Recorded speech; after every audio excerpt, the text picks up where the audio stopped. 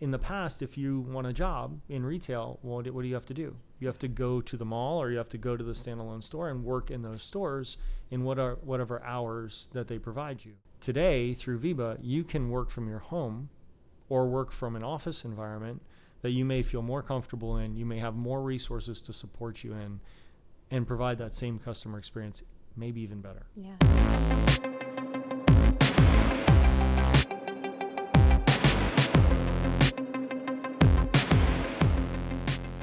Hello and welcome to the Intersection of People and Technology podcast, a show where you get to listen in on curious conversations about people and technology and how they come together at retail. I like to say we're about innovations and explanations. I'm Telsey Serralo. And I'm Chris Green. Chris, what do you do here? I'm the head of sales for T-ROC. Nice. I'm really excited about launching this podcast and getting to hear your perspective on things. It's been a while. We've been talking about this and we're finally here. So it's really cool to sit at the table with you and chat this out. It's going to be fun. Yeah, I certainly appreciate it. First podcast ever for me. So glad to be here too. So this is going to be fun because we're having conversations with industry experts, innovators, and seasoned industry professionals at that we have on staff. So let's catch up on you a bit. Tell me about you, what your experience is. What do you do here at T-ROC when you're saying, you're head of sales? What does that mean? What are you passionate about? At T-ROC, that means I built a brand new department because T-ROC never had a sales department before, even though we've been a growth company for the past decade. And how long has that been around the department? 2.5 years now. Wow. So we literally started from scratch. T-ROC really has been built on the back of Brett, our founder's relationships and organic growth of our existing clients because of kind of great performance. So from there, T-ROC has seen a lot of growth, but never really put a formalized plan against growing the business and acquiring new clients or making acquisitions of companies that could be additive to our portfolio. Neat. So Brett and I had a conversation about 3 years ago, and I said, look, Brett, I think that I could help you do this. If you want me to, then I would be glad to take on that role at T-ROC. Neat. How's it going so far? 2 years in. It's never what you want it to be, but it's always never growing, a dull moment. Right? Never a dull moment is probably a great way to say that.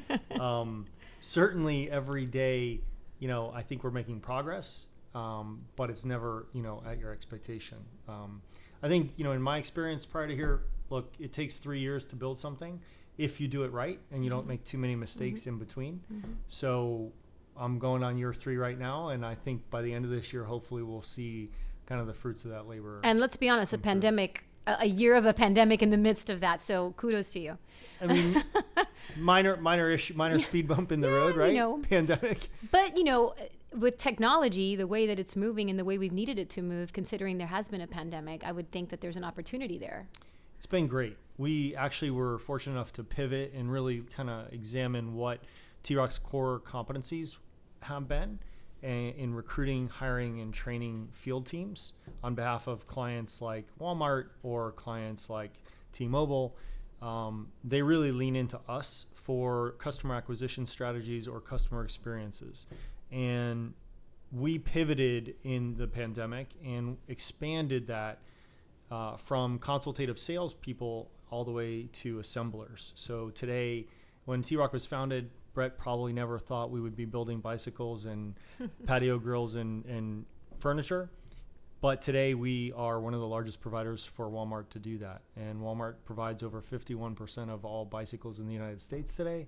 So it's an essential service. Yet another growth that we've seen, right? So recreational stuff like bikes and Right. RVs or the boats. I just read an article, boats are flying out of the shelf. Can't get a boat today. Yeah, you can't get a boat today. Cannot buy a new boat today. It's amazing how the pandemic has definitely skewed, purchase behavior, right? Yeah. Inventories are gone. Cars, motorcycles, boats, you name it. Even roller skates. I just read an article about roller skates. Yeah, they can't keep them on the shelf. Who knew roller skating was coming back? Well, because it's just outdoor stuff. People want to be outdoors. They've been cooped up. So the pandemic has definitely shifted consumer behavior. Some silver lining to the pandemic too, right? Of course, because being outdoors, at least here in South Florida, kind of a benefit and pretty awesome. It's nice to see my kids riding in the neighborhoods again a little bit and enjoying life like that. Certainly been silver lining for me. Even myself, look, going out and enjoying outdoor activities and kind of fitness driven things are passions for me. So the pandemic has allowed me to not travel. I was a road warrior for the last 15 years of my life. For sure. And, the pandemic through technology has allowed us to use Zoom, Teams, etc., to really bring people together in meetings that we always, quote unquote, had to have in person. Right. But now we don't. It's amazing how mobile we truly, really can be instead of getting out of that mindset of, butts and seats and having to fly halfway across the country for a 4-day trip to, wherever, it's crazy. Well, I could tell you, I just went to Seattle, first business trip in over a year, to meet with Costco. And it took me a day to get out there, and it took me a day and a half to get back because of planes, trains, automobile type scenario that I won't even go into on this podcast. But it is certainly very, very difficult to see going back to that way of life when this is possible now. Right, definitely. Through technology. Definitely. So tell us a little bit about T-ROC and what, you said you're head of sales. What are you selling at T-ROC? And I know there's a lot. All sorts of things. There's a lot of services, products, in essence, right? Tell us a little bit about that. I know there's Viva, which I have actually experienced the technology. I think it's remarkable. I think it's truly where the intersection of people and technology exists right now. So that's really cool. So tell us a little bit about Viva. So T-ROC and then Viva, is that all right if we talk in that order? All right. So when I came to T-ROC, I think one of the hardest things to figure out is, who is T-ROC? What do they do? What services do they have to offer? And then, how do I package that? How do we best communicate that to people in the simplest manner?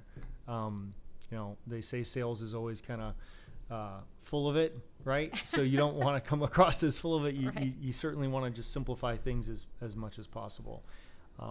My background prior to T-ROC, I was an entrepreneur. I built and sold 2 different companies in this same space of third-party labor. So for me, I looked at it through, of course, my own lens. But I realized T-ROC is not just a third-party labor company. It's also a retail store owner. It's also a software and IT support company. So you have to bring all those things together to be able to communicate that to clients. In the retail landscape. Right. All in the retail landscape. You're absolutely right. Yeah. Our focus is hypersensitive to retail. It's not outside B2B salespeople. It's not, residential salespeople necessarily.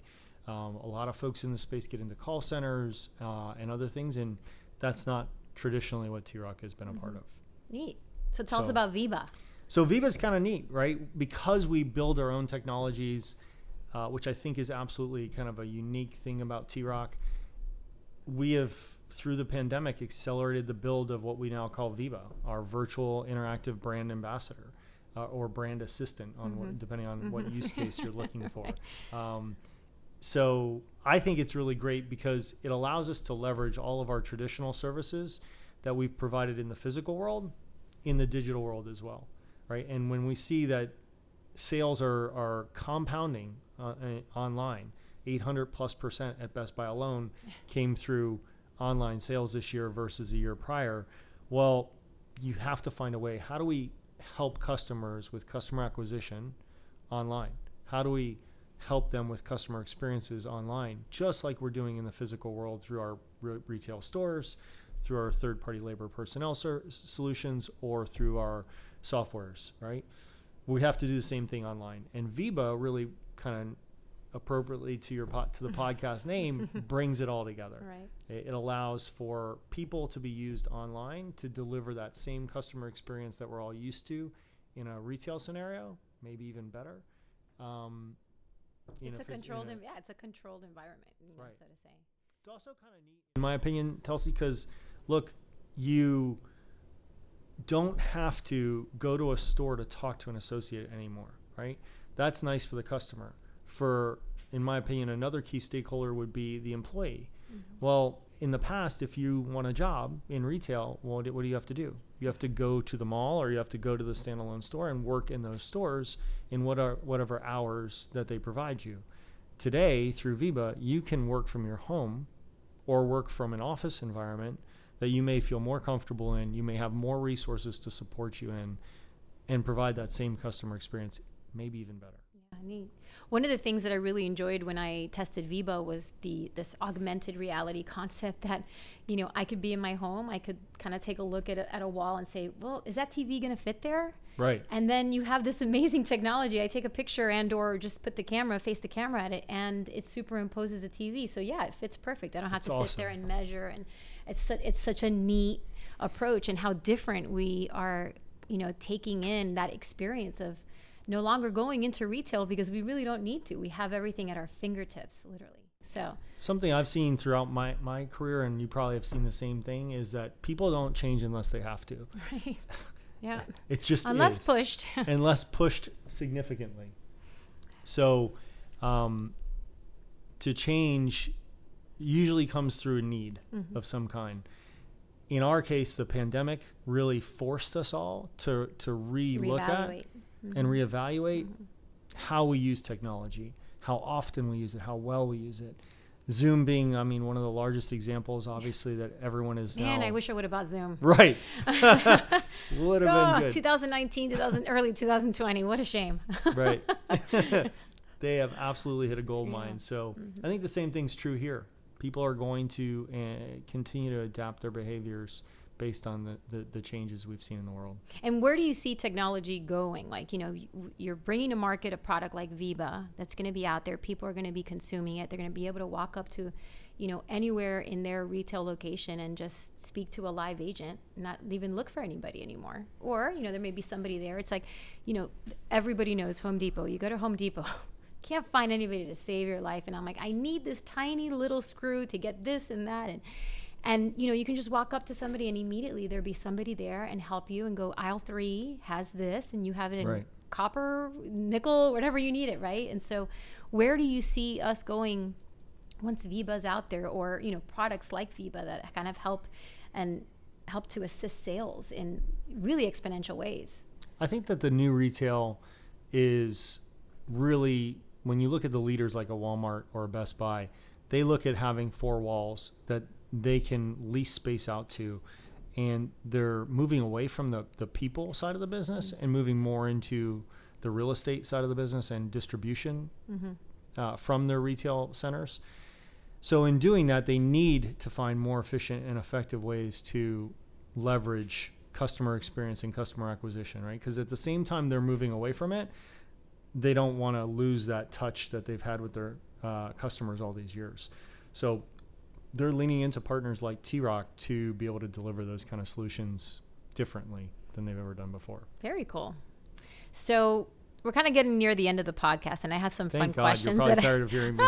that I love to ask. So we like to have a little bit of fun here. And so I got some really fun questions to ask. Sounds a little scary, but okay. You're going to make it. You're going to be fine. So what's your superpower?